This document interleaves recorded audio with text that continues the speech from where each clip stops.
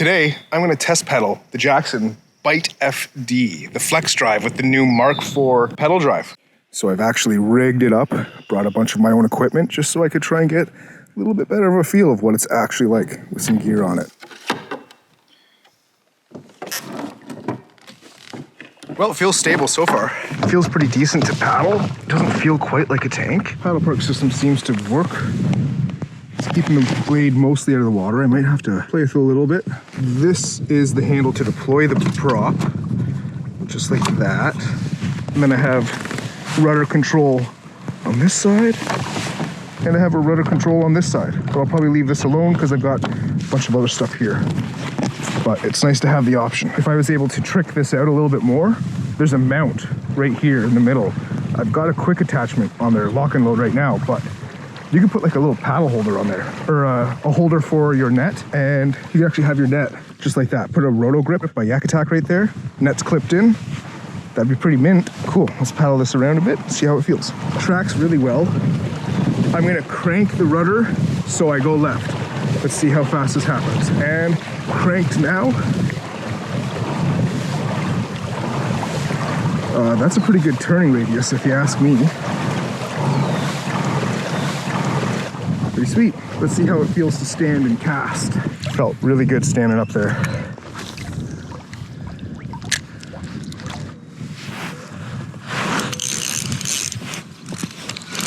Oh, nice. Well, at least we know the bike can catch fish. See ya. So I've spent about 2 hours, maybe 3 hours now in this fishing kayak. And just to comment on paddle versus pedal, it is so nice to be able to pedal to where you want to go. So little amount of effort, and I can still use my hands. I can fish while I'm moving from spot to spot, or I can be tying on a new bait when I'm moving from spot to spot. I mean, it's wonderful. I can even like troll just without my hands. For example, right now I'm pedaling backwards as I have my line in the water.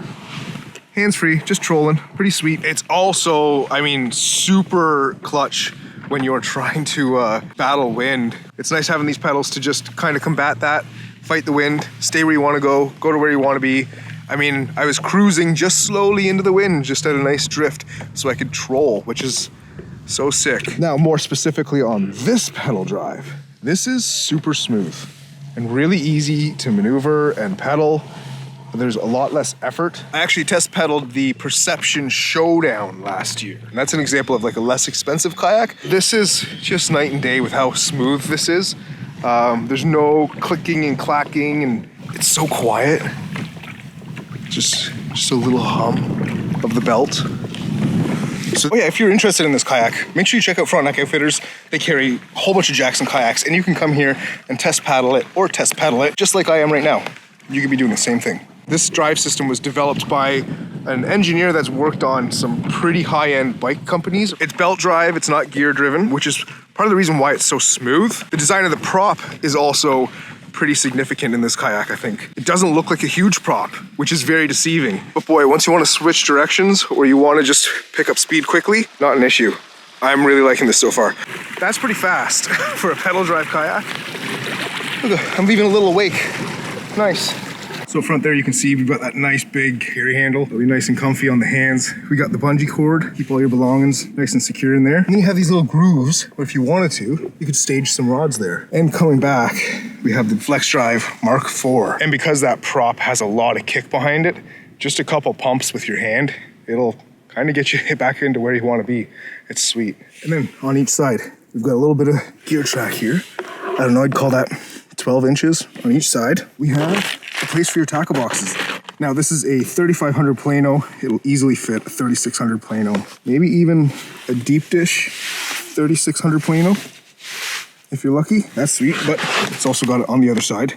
And then we have the access hatch. If you're vertically challenged like me, you're gonna have to have the seat pulled all the way forward. You won't be able to open up this hatch on the bottom. Kind of gets in the way, but you'll still be able to fully retract the prop.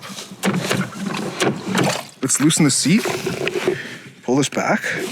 Okay, and there we go. And like I said, you can retract the blade, spin your prop. You can clean it up from weeds or fishing line. I actually got my fishing line wrapped up in here earlier today. But it also has two trims. So there's this shallow running which looks really super shallow. But then kick it into deep mode, and that's when you're gonna get a lot of push. Lots of push, lots of kick. Pretty sick. So, close that up. You got this bungee to secure it. Make sure that none of your tools go down there by accident. There's the seat. So the seat slides forward. You've got a fair amount of trim there. You can go a little bit further back. And then, like I mentioned, you've got your rudder, which is on these rods. And you can see the mechanism as I adjust the rudder. There's so much strength there, you can actually see the kayak just shifts a bit.